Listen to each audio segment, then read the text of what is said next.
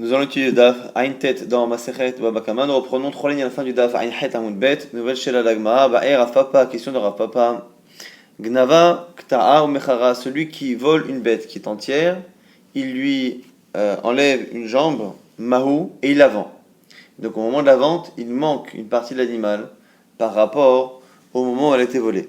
Miamrinan Maïde Ganav Halozaven. Est-ce qu'on dit que finalement ce qu'il a volé n'a pas été vendu, puisque finalement il n'y a pas la même bête, en tout cas la bête qui n'est pas entière. Odinma, Maïd Davinha Loshayer.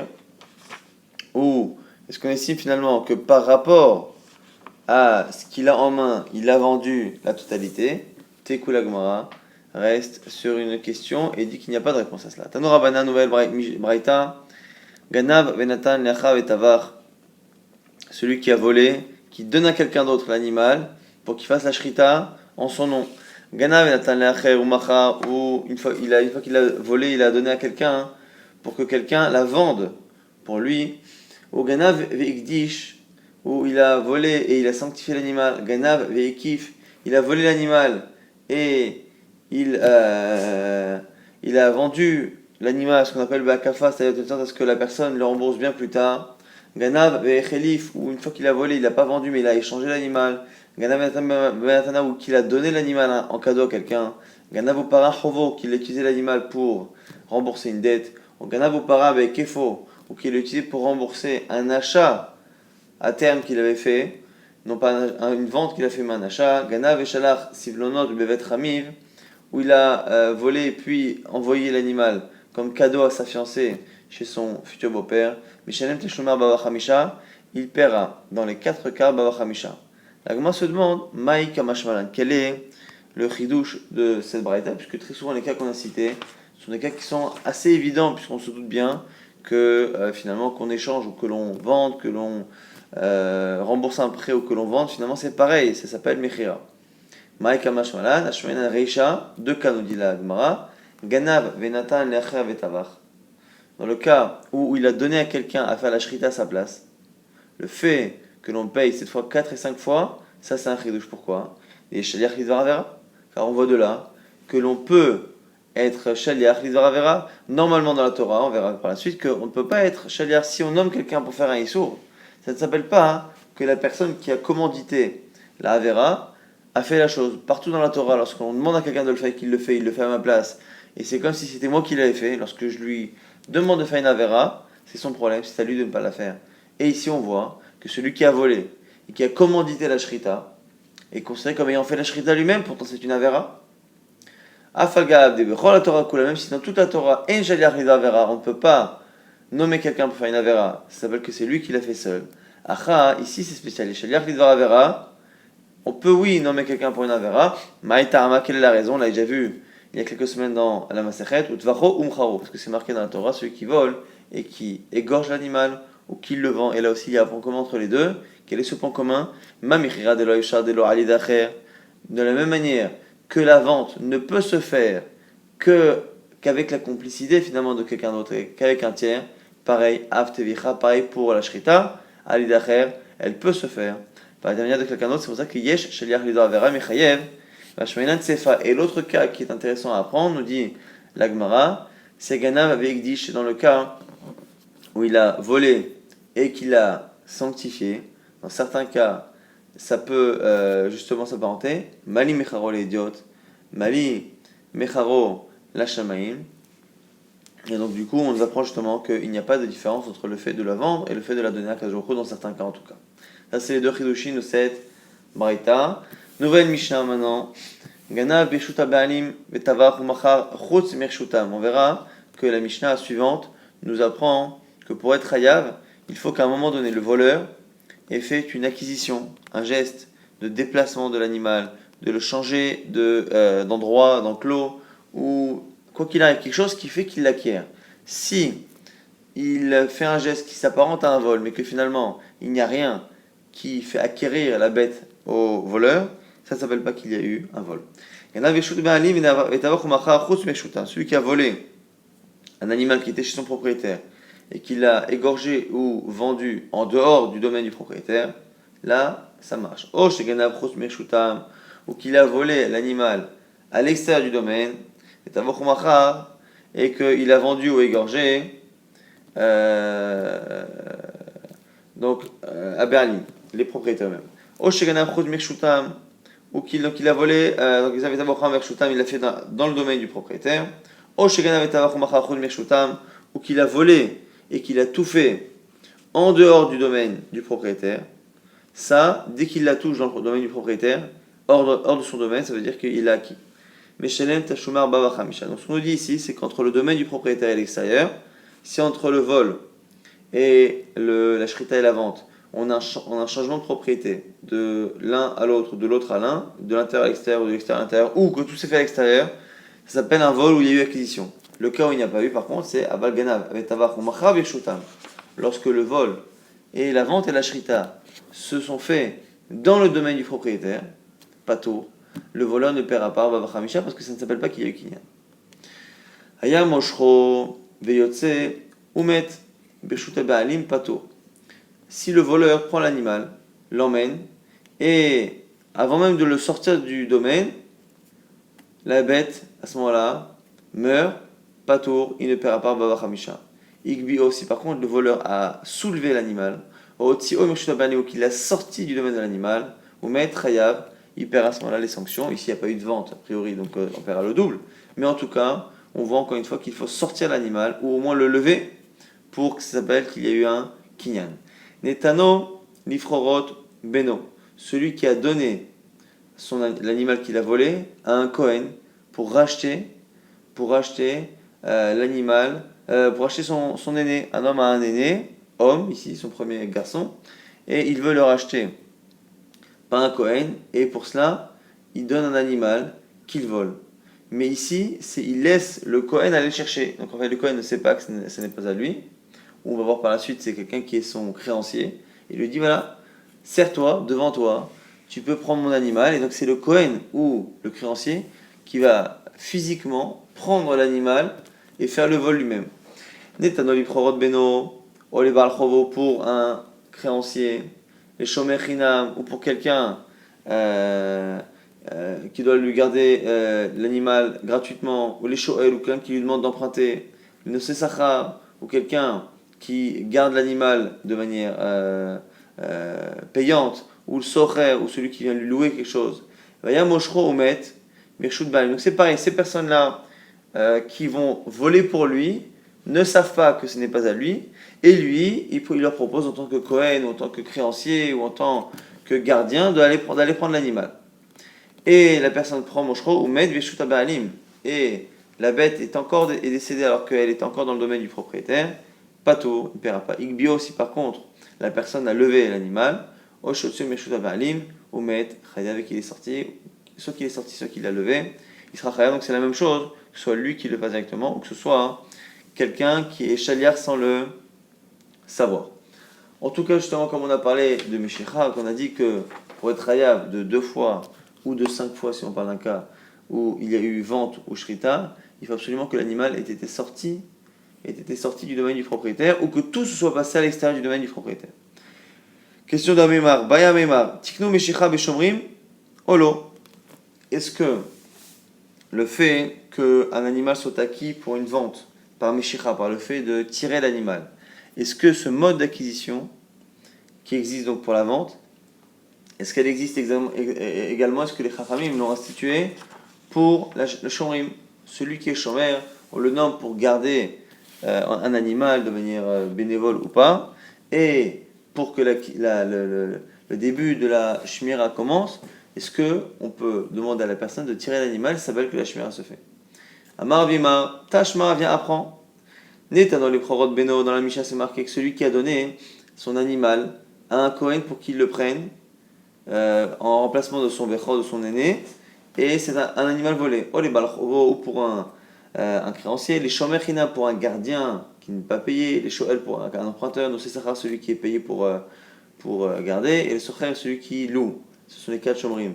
Yamoshro Veyotse, on dit quoi? On dit que ce fameux, un de ces Shomer, donc on va oublier le cas du Kohen et du créancier, mais on a les 4 Shomrim, les 4 types de gardiens, celui qui est payé, pas payé, celui qui paye pour emprunter ou celui qui emprunte gratuitement. Quoi qu'il en ait, ces 4 personnes-là qui ont une responsabilité différente sur l'animal. Un de ces 4, Moshro Veyotse, il était en train de sortir avec, et l'animal est mort alors qu'il n'était pas encore sorti du domaine des propriétaires, il ne paye pas. L'animal là, chômeur. N'est-ce pas que quand on dit que l'animal était tiré, c'est le chômeur qui le tire. Ou Shmarmina, et tu apprends de là que Tikno Meshicha Vishomrim, que tu vois bien que la personne, le chômeur, était en train de tirer l'animal pour l'acquérir, donc tu vois bien que la Meshicha fait acquisition, et que ça n'est que parce que l'animal est mort avant la sortie que c'est pas tout, mais après, oui. Amalelo Ganav. La Gemara dit non, tu as qu'à dire que dans ces cas-là, on parle d'un cas où il allait le donner à un chômeur, mais que celui qui tirait l'animal, c'était pas le chômeur. La Gemara dit, ah, t'en es recha, t'en as Ganav, chez Ganav. La Gemara dit, mais tu vois bien qu'au début, on te parle d'un cas où c'était au contraire le Kohen et le créancier qui tiraient. Pourquoi? Parce que sinon, le cas où c'est le voleur lui-même qui tire, c'est le début de la Mishnah. On a vu au tout début de la Mishnah que Hayam Oshro, Veyotse Omet, Beshut Baalim, lorsque le voleur lui-même il tire et que c'est encore dans le domaine du propriétaire, il n'y a pas d'Arba Bachamisha, si, ou de Kefel, si par contre il est sorti, il y a oui Kefel. Donc quand après on nous dit, Beno, il a donné au Kohen pour le Bechor, ou un créancier, ou un des 4 Shomrim, et qu'il tire, et que c'est sorti ou pas sorti, c'est pas un cas où c'est encore le Ganav, le voleur, parce que sinon c'est la même chose. Donc maintenant, Tana Ganav chez Ganav mi bet Baalim, mais Tana Ganav chez Ganav mi bet Shomer. La Gemara dit non, peut-être que, on peut dire que dans les deux cas, c'était le Ganav, le voleur, qui tirait l'animal, mais une fois, on parle d'un cas où il a volé chez un propriétaire, et une fois il a volé à un Shomer, à un gardien. Pas il a volé pour donner un gardien. Amalé Ravashi n'est pas d'accord. Il dit l'eau, titraillé, non. Tu ne peux pas repousser ce que dit Ravima. Maligana Shegana Mibet Shomer, Maligana Shegana Mibet Abani. Pourquoi faire deux cas dans la Mishnah, avec un cas où le voleur il vole chez un propriétaire et un autre qui vole chez un Shomer, chez un gardien d'un objet? Et la lave Shomer, Shmamina Tikno Meshicha Beshomer, tu es obligé de dire que la suite de la Mishnah n'a de sens que si ce n'est plus le voleur qui tire, mais le Kohen ou le créancier ou le Shomer. Et donc tu as bien une preuve que c'est le Shomer par le fait de tirer l'animal qui acquiert, et donc on apprendrait une halakha qui n'est pas tellement liée à notre sujet actuel, mais en tout cas, qu'il y a oui Meshicha pour acquérir une Shmira, Shmamina, effectivement à notre question qui a été posée par Améma, qu'on peut, oui, acquérir une Shmira par une Meshicha. Itmar Dami, on a aussi un enseignement d'un autre Amora qui dit Amar Rabbi Elazar, qui est derrière chez Tiknu Meshicha Balakochot, car Tiknu Meshicha Beshomrin, de la même manière qu'on a institué la Meshicha, le fait d'acquérir par le fait de tirer l'animal pour des ventes, pareil pour le fait des chômeurs. Il y a même une braïta qui le dit, qui est derrière Tiknu Meshicha Balakochot, car Tiknu Meshicha Beshomrin, la même expression, qui dit que de la même manière qu'il y a une takana de faire Meshicha pour une vente, pareil pour la shmira. Maintenant, puisqu'on est dans le sujet, de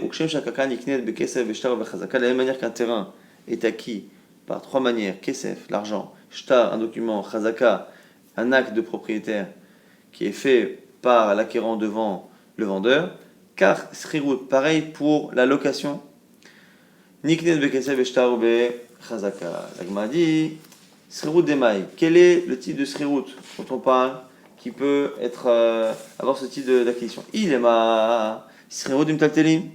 Si tu dis que c'est quelqu'un qui loue des métaltelim, des objets, métaltelim, bene shtara, disons que c'est pas possible puisque dans les 3 modes d'acquisition il y a aussi le shtar, le code, le document, et un document ne peut pas servir pour acquérir, pour une vente ou pour une location d'objets. Amar aprisda, srirut de karka. Donc on est obligé de dire que c'est srirut de karka, la location d'un terrain. Donc on apprend ici que finalement les modes d'acquisition de vente donc d'un terrain sont les mêmes modes d'acquisition d'une location d'un terrain.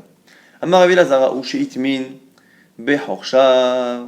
Maintenant on va terminer cette sugia par les chilukim et la définition de gazlan et de ganav, de celui qui vole de manière cachée et de celui qui vole de manière publique. Amar Rabbi Elazar ou sheitmin behorshav. On voit quelqu'un qui se cache dans la forêt. Et après, on le voit faire la shrita et la vente. Il paiera 4 fois ou 5 fois en fonction du type d'animal. L'agma s'étonne. Amai, halo machar. L'agma dit, attends, déjà, il n'a pas tiré l'animal. Amar prisda, chez Kishaba Makel. C'est un cas où il a frappé l'animal et que le fait de frapper l'animal l'a fait avancer, et ça s'appelle que c'est comme s'il a tiré l'animal physiquement, c'est parce qu'il l'a fait avancer.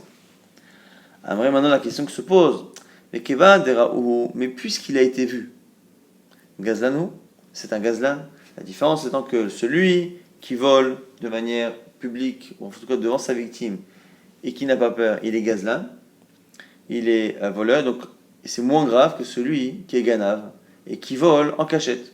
Et c'est celui qui vole en cachette, qui paiera les sanctions de Arba Vachamisha. Alors l'Agma répond, Kevan, de Kamitamer Minayu, Ganavu. Il dit oui, même si nous on l'a vu effectivement, c'est vrai, mais comme la personne est partie tout de même dans la forêt se cacher pour voler les bêtes des troupeaux, ça veut dire que lui a cherché à se cacher. S'il a cherché à se cacher, ça s'appelle qu'il est Ganav. La dire si ça avait la Gazlan Echidame, quel est le cas alors du Gazlan? Si à chaque fois que quelqu'un cherche à se cacher, il s'appelle finalement Ganav, quand est-ce que l'on va avoir un vrai Gazlan, quelqu'un qui vole vraiment de manière dévoilée? Amar Rabbi Abahu, deux réponses. Kegon Benayu Ben Yoyada, comme Benayahu Ben Yoyada, chez les comme c'est marqué dans Shmuel, Exol et Tahanit Miyada Mitzri, Vayargehu Bahanito. Benayahu Ben Yoyada, au temps de Shlomo Ameler, a pris le Hanit, donc l'arme, le bouclier ici de l'Égyptien, et il a tué l'Égyptien avec sa propre arme. Et donc on voit ici que c'est ça, ce qu'on appelle un gazlan, quelqu'un qui vole sans se cacher, c'est celui qui est capable de lui voler droit dans les yeux. Rabbi Yochanan donne une autre explication. Amar, qui compte Baalé Shechem, comme les gens de la ville de Shechem, chez nous, comme c'est marqué à leur sujet, mais il y a Simulo Baalé Shechem, mais Arvim al Raché Harim, mais Exelu, Kol Asher Ya'avor Alehem Badarer. Ils se sont mis, les gens de Shechem, sur le chemin, en haut des montagnes, et ils commençaient à voler tous les gens qui passaient. La Gemara se demande pourquoi Rabbi Abahu est parti chercher le cas des gens de Shechem et pas l'histoire de Benaïou. Rabbi Abahu, Maïta Amalo Amar, ou plutôt pourquoi Rabbi Abahu qui parle de Benaïou, pourquoi il n'a pas cité le cas de Rabbi Yochanan et des gens de Shechem? Amala, ce qu'il a dit, Kevan, des Mitamre, Itamore, le Gazlanéniou, parce qu'il se cachait tout de même dans les montagnes avant d'attaquer les passants. Ah, Rabbi Yochanan, alors si c'est ça, pourquoi Rabbi Yochanan a cité un cas où les voleurs se cachent? Finalement, ça qui aussi se cache, c'est pas complètement des Gazlanim. Donc on a dit, Rabbi Yochanan, parce que la raison pour laquelle ils se cachaient, c'est non pas parce qu'ils avaient peur, de peur que les gens les voient de loin et changent de chemin et s'enfuient. Donc ils se cachaient pour mieux voler et pour mieux sauter sur leur victime et non pas pour parce qu'ils avaient peur de leur victime. Donc du coup, ce qu'on apprend ici, c'est que Gazlan, c'est celui qui à un moment donné se met face à sa victime pour le voler, et même si au préalable il s'est caché pour des raisons techniques, tant qu'il ne se cache pas par crainte, ça ne s'appelle pas qu'il est Ganav. Et donc, c'est que lorsqu'il est Ganav qu'il paiera Arba'a Vachamisha. Et l'Agma, justement, on pose la question, Shalut al-Mida, Rabban Rami Chodan ben Zakkai. Les élèves de Rabban Yochanan ben Zakkai ont demandé à leur maître, Mipnema Echmera Torah Beganav, pourquoi la Torah était plus stricte pour celui qui vole en cachette que celui qui vole de manière dévoilée? Amalaim, il a répondu, parce que Zeishva Kevod Eved Yervod Kono, parce qu'il y en a un qui a mis au même plan le serviteur, donc l'homme, et son maître, son créateur, qui est Kadosh Baruch Hu. Zé lo Ishva Kevod Eved Yervod Kono, qui a fait une différence. Donc celui qui se cache, comme il se cache, finalement ça veut dire que pour lui, même Akadosh Baruch Hu ne le voit pas, et donc du coup il met sur le même plan l'homme et Akadosh Baruch Hu. Kayachol asa ayin shel mata, keilu ena roa, vozen shel mata, keilu ena shamaat. Et c'est comme s'il avait fait en sorte que l'œil et l'oreille d'en bas, quand on dit en bas c'est celle d'en haut, c'est la Akadosh Baruch Hu plutôt, ne voit pas ou n'entend pas. Chez nous, quand c'est marqué, il y a aussi des versets de gens qui pensent que Kadosh Baruch Hu ne voit pas ou n'entend pas. Hoi, Ama'amikim me Hashem, Lastia Etsa, Vaya, me Mahshach Ma'asehem. Malheur à ceux qui, justement, disent, qui se cachent, Ma'amikim me Hashem, ils se cachent Hashem. Lastia Etsa pour prévoir des plans, Vaya, me Mahshach Ma'asehem, ils font leurs actions dans l'obscurité. Qui disent, c'est la suite du verset, Miro enu mioderenu, qui nous voit, qui sait ce que l'on fait. Urtiv, c'est marqué par ailleurs, encore une fois, ils ont dit, Loyeya, Akadosh Baruch Hu ne voit pas Yudke, Akadosh Baruch Hu ne voit pas Le Yavin, le Yaakov, et le Dieu de Yaakov ne comprend pas. Urtiv, d'autres versets dans Yecheskel cette fois. Ki azav Hashem et haaretz ve'en Hashem ro'eh, que les gens disent que Akadosh Baruch Hu a abandonné la terre et que Akadosh Baruch Hu donc ne voit pas. Plusieurs versets qui expliquent que parfois les fauteurs peuvent penser consciemment ou inconsciemment qu'Akadosh Baruch Hu ne voit plus ou ne voit pas ou n'entend pas. Et encore une fois on voit Amar Rabbi Meir Rabbi Meni Mashlou Mashal Mishum Rabben Gamliel, on a cité un Mashal, une métaphore au nom de Rabben Gamliel. Les Madavardomé, à quoi cela ressemble? Les Shnei Ben Adam Shayu Ba'ir, deux personnes dans une ville. Soumishté, ils ont fait une fête. Echad Zimen Ben Aïr, Velo Zimen Ben Amelech. Un a invité les gens de la ville, mais il n'a pas invité les enfants du roi. Echad Lo Zimen Ben Aïr, Velo Zimen Ben Amelech. Et un n'a invité ni les gens de la ville, ni les enfants du roi. Et c'est même, on sait, Ancho Meroubé, qui est passible de la plus grande peine, qui a fait le plus grand affront au roi. Et Vomer Zé Shisimen El Ben Aïr. Velo Zimen El Ben Amelech, celui qui a invité les gens de la ville, mais qui n'a pas invité les enfants du roi. Donc ici, le fait de se cacher, c'est sûr que c'est pas bon dans l'absolu. Mais celui qui se cache de l'homme, mais pas d'Hachem, au moins, il fait une différence, alors que celui qui se cache montre que finalement il croit qu'Hachem ne voit pas. Amar Rabbi Meir nous apprend encore quelques petites paroles de Moussa, de ces halachot. Bour et Kama Gadol Koach Shel Melacha. Regarde comment le travail est quelque chose d'important pour la Torah, puisqu'on voit qu'on fait une différence entre Arba et Hamisha. 4 fois pour le petit bétail et 5 fois si c'est un gros bétail. Quelle est la différence, nous dit Rabbi Meir? C'est qu'il y a un animal qui travaille et l'autre qui ne travaille pas. Shorsh, un taureau, le gros bétail, qui travaille, qui laboure. Comme ça empêche de travailler, d'avoir volé et d'avoir fait la shrita, il paiera Hamisha, 5 fois la valeur. C'est, mais par contre, du petit bétail, chez l'obitlomim l'arto, qui ne travaille pas et donc qui n'a pas annulé de travail par le fait d'avoir vendu ou volé, Meshalem à ce moment-là, il paiera Arba'a, 4 fois la quantité. Autre déduction, cette fois de Rabban Yochanan ben Zakkai, Bour'e Kama Gadol Kevod Abriot. Regarde comment le kavod des gens est important pour la Torah. Shorsh Alar Beraglav, un taureau qui marche lui-même, et donc on ne peut pas le porter. Khamisha, on paye 5 fois la somme. C'est si le voleur a pris du petit bétail. Chez Erkivoal, il faut que très souvent, pour le faire avancer vite, on le porte et on peut le porter. Il paye Arba'a. Donc ici, Rabbi Yochanan ben Zakkai ne dit pas que c'est à cause de la melacha, du travail que l'on a empêché de faire.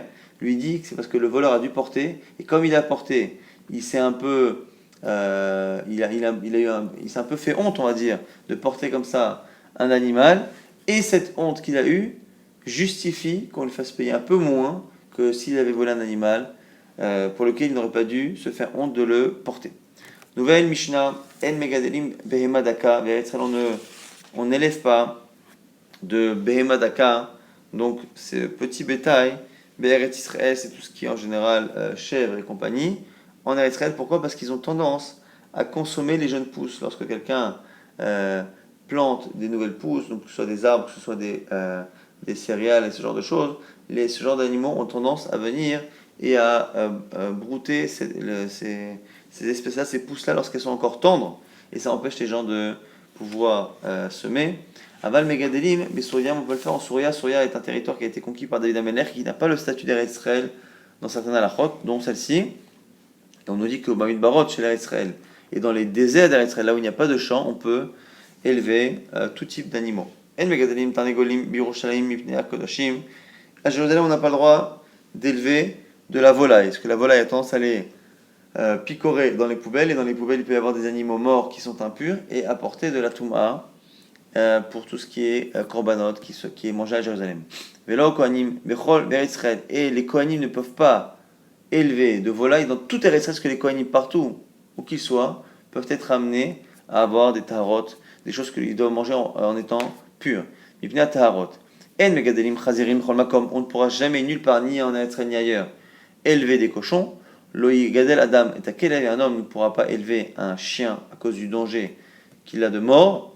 Et la imken ayakashu beshashlet, sauf si le chien est attaché à une chaîne. En pour simishuvim layonim, on ne peut pas mettre de filet de piège pour les pigeons et les colombes. Et la imken yarahok minaishu, sauf si c'est loin des habitations. Shoshim ris, d'une distance de 30 risque qui représente plus ou moins 4000, un peu plus en kilomètres. Et donc, c'est comme ça qu'on a le droit de mettre un piège pour les oiseaux, de peur de prendre justement ceux de la ville. À ce sujet, on a une braïta, Tanora Banan, Megadelim, Behema Daka Israël. On a dit qu'on ne peut pas élever de petits bétails en Israël, Aval Megadelim, Bechorashim, chez Israël. Mais on peut, par contre, les élever dans tout ce qui est forêt d'Israël, qui n'est pas justement un endroit où il y a des terrains. Besouria, Philo Yishuv, Ben Sarich Lomar, c'est de Souria, cette partie qui n'est pas complètement en Israël. On voit qu'on peut le faire à la fois dans une ville et à fortiori, donc on peut le faire partout en Israël, en Chutz en dehors d'Israël. Tanya Ida Chotro Braïta. On ne peut pas élever du petit bétail en Israël, mais on peut le faire dans le désert de Yehuda, dans le désert qui est à côté de Akko. Mais même si on ne peut pas élever de petits bétail, le grand bétail, oui, pourquoi? Car on ne crée pas de règles que le tzibour, que le public, le peuple ne peut pas supporter. Lorsque l'on veut faire un repas, une fête ou quelque chose, on peut amener du petit bétail depuis l'extérieur d'Israël, donc un mouton ou quelque chose, on peut l'importer depuis Chutz La'aretz. Par contre, Behemagassa, une bête imposante, c'est impossible. C'est pas impossible, mais c'est très compliqué de l'apporter de Chutz La'aretz. Et on voit qu'on a tout de même des facilités, même si on n'a pas le droit d'élever des animaux de petits bétail en Israël. On a le droit de la garder 30 jours avant la fête sur le territoire, 30 jours avant les Shalosh Regani pour les korbanot, et Kodem Mishte Beno est pareil avant le Mishte, avant la fête de son fils qui se marie, Shloshim Yom, Bilvad, Shalosh et Aharona Shloshim Yom, à condition que ça ne dépasse pas 30 jours. Donc on va maintenant essayer rapidement de résumer ce DAF qui n'était pas compliqué, mais qui était tout de même assez chargé en informations. On avait posé une question qui était restée sur un tekou. Dans le cas où entre le vol et la vente de l'animal, une partie de la bête qui a été amputée, est-ce que ça s'appelle que la vente est totale ou pas? L'agma avait dit tekou. On avait vu également une braïta avec pas mal d'alachot, mais le chidouche, c'est que là-bas on disait que celui qui rend ekdesh, l'animal qu'il a volé, c'est comme s'il avait vendu.